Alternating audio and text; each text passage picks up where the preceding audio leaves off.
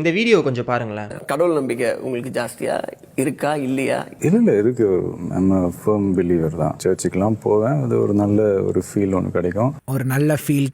போவேன் சர்ச்சுக்கு போனாலும் சரி, கோயில் தர்கா போனாலும் சரி, சேம் அதே டிவைன் ஃபீல் எனக்கு கிடைக்கும். எதுக்கு சர்ச்சுக்கு வர? உனக்கு ஃபீல் குட்டா இருக்கிறதுக்கா? இல்லையே, நம்ம சர்ச்சுக்கு எதுக்கு வரோம்? we go there to serve people. this is the problem. பார்த்தீங்களா? நான் என்ன நினைக்கிறேன் அப்படின்னா, கடவுள் வந்து எனக்காக தான் இருக்கார். இந்த உலகம் எனக்காக தான் படைக்கப்பட்டது. I am a child of God. நான் வந்து சந்தோஷப்படணும்னு நினைக்கிறதுல என்ன தப்பு? எனக்கு ஒரு நல்ல ஃபீல் வேணும்னு நினைக்கிறதுல என்ன தப்பு அப்படின்னு நான் நினைக்கிறேன். இன்னொருத்தருக்கு கெடுதல் பண்ணாத வரைக்கும் அதில் எந்த தப்பும் இல்லை அப்படின்னு தான் நான் நினைக்கிறேன். நீங்கள் என்ன நினைக்கிறீங்க? கமெண்ட்டில் சொல்லுங்கள். ஓல்ட் டெஸ்டமெண்ட்டில் வந்து கடவுள் வந்து என்ன சொல்கிறார்? இந்த உலகம் வந்து உனக்காக தான். இந்த வந்து காடு, மலை, கடல், இதில் இருக்கிற எல்லா லிவிங் கிரியேச்சரும் you can have dominion over every living creature அப்படின்னு சொல்லுவார்.